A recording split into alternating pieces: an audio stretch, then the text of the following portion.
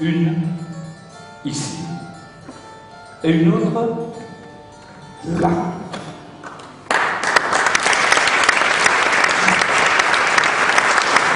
Et si maintenant, j'aboute chaque corde du verbe abouter, premier groupe.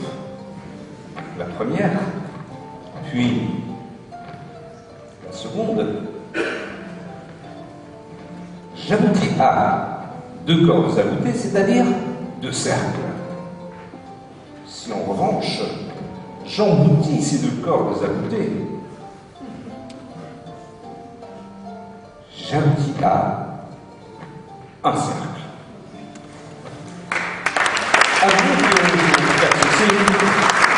Il faut en connaître un.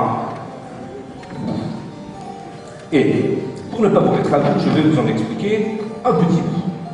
Car vous avez tous compris que tout ceci n'est qu'un problème de nœud. Et si vous êtes capable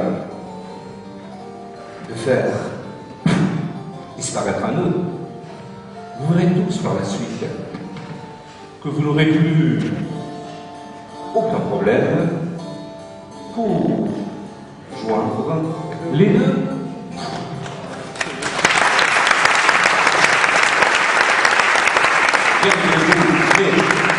Ce bout-ci ressemble à ce bout-là, et ce bout-là ressemble à ce bout-ci. Aussi, pour ne pas abuser de cela, je vais mettre un nœud ici sur ce bout-là. Si ce bout peut se mettre un nœud là, il va de soi que le nœud, lui, peut mettre les bouts là-bas.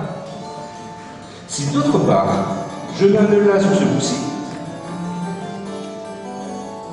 il va de soi, bien sûr, que sur ce bout-là, il n'y a pas de nœud ici.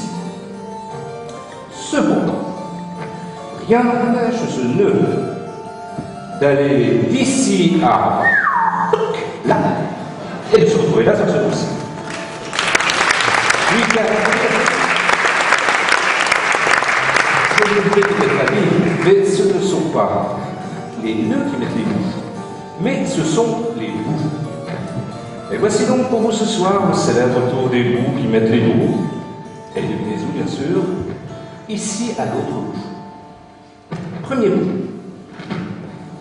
par au-dessus. Second bout avec un nœud au bout, par en dessous.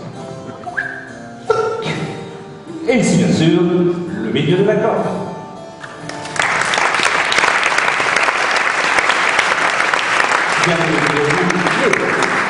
Mais si ces deux bouts sont noués bout à bout,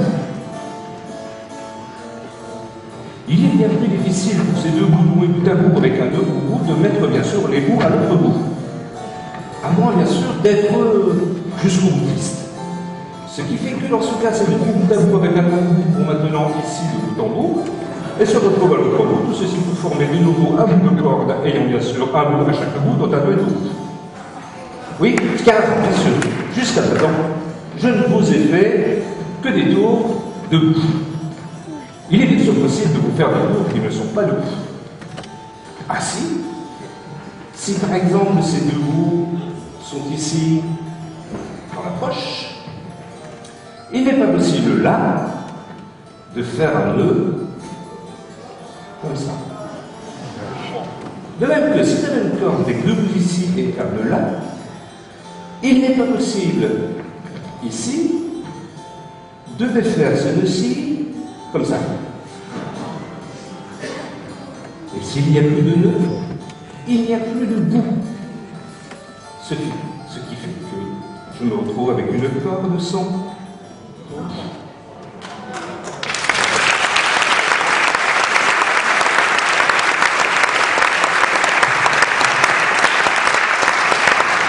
Bien, mais où sont passés les bouts? Dans la poche. J'ai donc ici une corde sans bout et là une bout sans corde. Pour retrouver une corde qui tienne debout, il suffit de mettre les deux bouts sans corde à cheval sur la corde sans bout et bien sûr en tirant sur le bout, je retrouve ma corde avec un bout à chaque bout. Merci.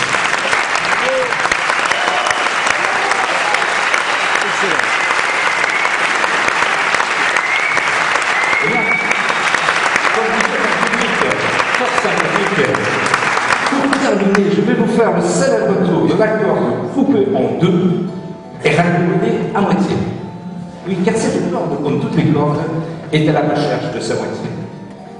Grâce à une paire de ciseaux imaginaires, son rêve enfin, clic, se réalise. Mais, comme ces deux bouts sont identiques en tout point, au bout d'un certain temps, ils ne veulent plus faire qu'un. Et c'est ainsi qu'en tirant sur ce bout-ci s'agrandit, alors que l'autre bout blanc sera bouclé. Si je m'arrête ici, j'ai maintenant un long bout, et ici un petit bout tout rabouclé, pas très poli, voire laid. Ce boulet et ce boulon étant fait pour s'accorder, le boulet s'encorde dans le boulon. Et alors que le boulet fait le boulot du boulon, le boulon s'allonge pendant que le boulet s'allège. Tout ceci pour finir sur un nœud, car cette histoire de nœud n'a toujours tenu qu'à un bout